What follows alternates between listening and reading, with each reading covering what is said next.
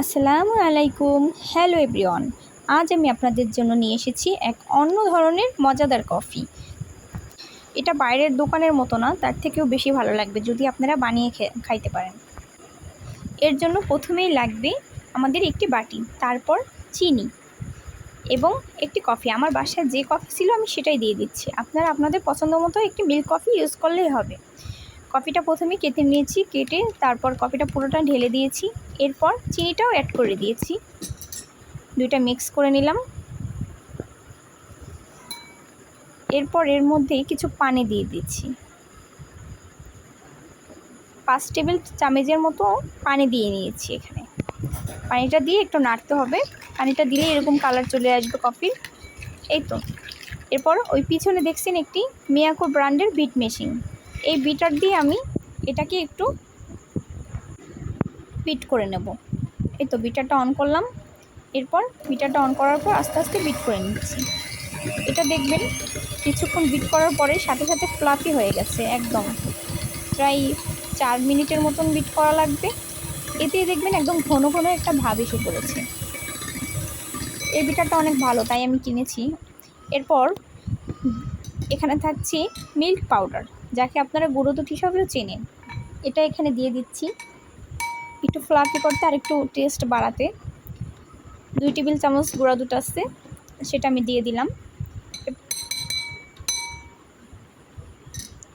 চামচে ছিল লেগে, সেটাও দিয়ে দিচ্ছি। যাই হোক, এরপর বিটার দিয়ে আবার বিট করে নেব।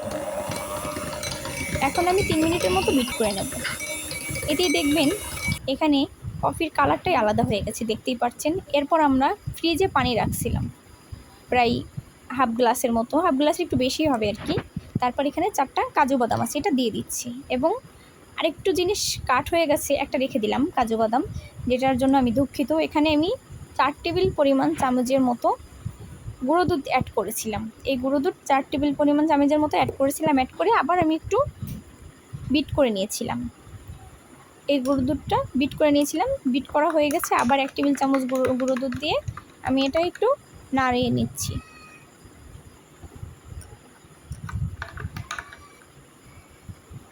এরপর ঠান্ডা পানি ছিল আর একটু দিয়ে দিলাম, গ্লাসটা ভর্তি করে দিলাম। এখানে 5 টেবিল চামচ, মোট 5 টেবিল চামচ গুঁড়ো দুধ দেওয়া হয়েছে। এখানে দেখতেই পাচ্ছেন কতটা ফ্লাফি এবং ক্রিমি হয়েছে। 2টো গ্লাস নিয়ে নিয়েছি, এই গ্লাস দুটোর মধ্যে আমি পরিবেশন করব। ছোটো ছোটো 2টি গ্লাস নিয়ে নিয়েছি। এরপর ওই যে মিল্ক পাউডার, গোলানো পানিটা, তারপর কফি, এগুলো সব গ্লাস দুটো সব এক জায়গায় এনেছি। উপকরণ দিয়ে এবার আস্তে আস্তে মিক্স করে নেব। তো আপনারা দেখতে থাকেন, খুব সহজ, এত সহজ যা বলার বাইরে। তারপর এখানে ফ্রিজে রেখেছি 3টা কাঠবাদাম বা কাজু বাদাম, যেটাই বলেন না কেন, এটা রেখেছি সাজানোর সুবিধার্থে। পরিবেশন শেষে সাজিয়ে রাখবো। এরপর প্রথমে কফি পাউডারটা আমি ঢেলে নিব। একটা গ্লাস সরিয়ে রেখেছি, ওটা পরে আপনাদের দেখাবো। আগে একটা করে দেখাই, পরিবেশন করে দেখাচ্ছি। তো কফি পাউডারটা একটু ঢেলে নিচ্ছি, অল্প করে দিলাম, কারণ এটা তো অনেক ঘন টাইপের, বেশি না দেওয়াই ভালো।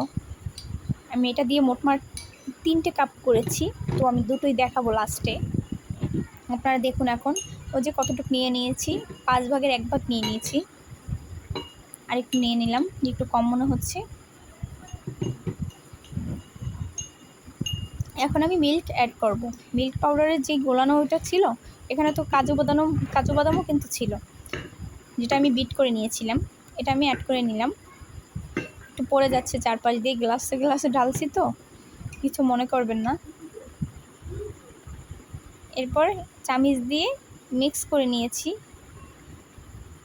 অল্প কিছু দিয়ে আবার মিক্স করে নিচ্ছি। একবার মিক্স করেছি, তারপরে এই যে মিক্স করে নিচ্ছি আপনাদের সামনেই। আসলে বাইরের কফি খেলে আমার রাত্রে ঘুম আসে না, অনেকেরই নাকি অনেক সমস্যা হয়। তো এই কফি আপনি বানিয়ে খেয়ে দেখতে পারেন, আশা করি কোনো সমস্যা হবে না। আর এত মজা যা না বললেই নয়। এরপর আমাদের সব হয়ে গেছে। এখন উপর দিয়ে কিছু কাজু বাদাম মিক্স করে সাজিয়ে নিচ্ছি দেখানোর স্বার্থে। আপনারা দেখুন, এত সহজ, মাত্র 4টি-5টি উপকরণ দিয়ে আমাদের সমস্ত কিছু বানানো কমপ্লিট হয়ে গেল। দেখেই বুঝতে পারছেন একটা কাজু বাদামের মিল্কশেকের মতন লাগছে, তাই না? এই তো কমপ্লিট। এই দেখেন আমি এটা দিয়ে 2টো গ্লাস করেছি, আরও একটু রয়েছে, আর একটা পরে করে দেখাবো। এখন যেটা দেখাচ্ছি এটাই। আর হ্যাঁ, আমি কিন্তু ওই তৈরি করার পরে আধা ঘন্টার মতন আমি ফ্রিজে রেখেছি, এত মজা হয়েছে ফ্রিজে রাখার পর। তো আপনারা বানাই দেখবেন। আজ এই পর্যন্তই, আল্লাহ হাফিজ।